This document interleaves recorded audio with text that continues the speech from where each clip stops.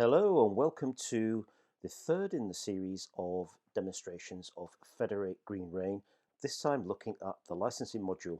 Now if you've seen the other videos, you'll already know that Green Rain is a static code analyzer. Now it's a little bit different from other ones because it's not built on rules, it's actually built on a deep learning engine. So in effect, Green Rain has been taught to understand and look for technical dependencies in applications that are opportunities for optimization and even risks when migrating to the cloud. Now, the same engine we can use in different ways as well. We've also customized the engine to look for container opportunities and also licensing exposure, and that's what we're going to look at in this demonstration. So we're going to look at the licensing module for this application. We've already in other videos looked at Cloud Ready, we've looked at Container Ready, and now here we have License Discover. Now let's just remove the filters. Now for this application, again, the size of the prize, how difficult this is going to be. Imagine a human being having to go through 28,000 lines of code across 1,000 files. Very, very difficult, and who would want that job? We can also find out how complex individual code files are and how entangled modules are across a code base. Now, from the technical dependencies that Green Rain has discovered, it has worked out that there are 9 unique licensed products. Now when we go down here, we can see these in also called dependencies. Now it may be that some of these things don't need licensing in our product because it's only dependent on the technology and it's not supplying the technology. So for example, Green Rain has worked out that LDAP is a dependency of this application, but it's likely that the LDAP server is a third-party supplied service. That's always something you need to check.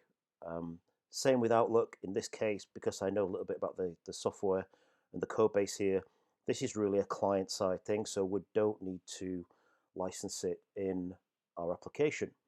Now, somewhere you probably do have to look at licensing is when you get to the database.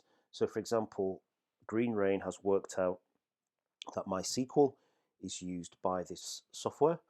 MySQL is owned by Oracle, and it may be that you require a license.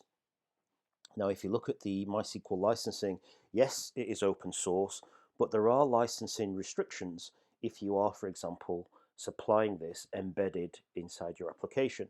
So even from this very simple screen, you can quickly find out what technical dependencies has Green Rain discovered that might link to licensing needs. And if you find these, you can filter very simply. So let's pick our database example. So Oracle is the vendor, and it tells us out of 4 files, we've found some dependencies in here, and we can go right down to individual functions and code and see, for example, how we're using the database. So you can get right down to the lines of code, but the important piece is just to see out of the technical dependencies, what does Green Rain think I need to look at as the application developer or the cloud engineer and check that my license is right. Of course, if you're migrating to the cloud, there are opportunities to change the licensing.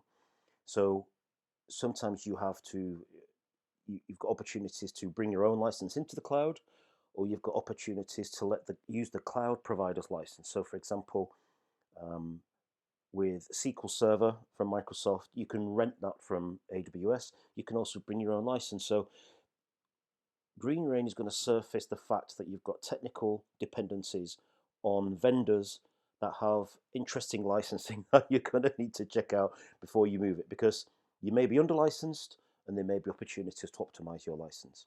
And that's the end of that brief demonstration. Thank you.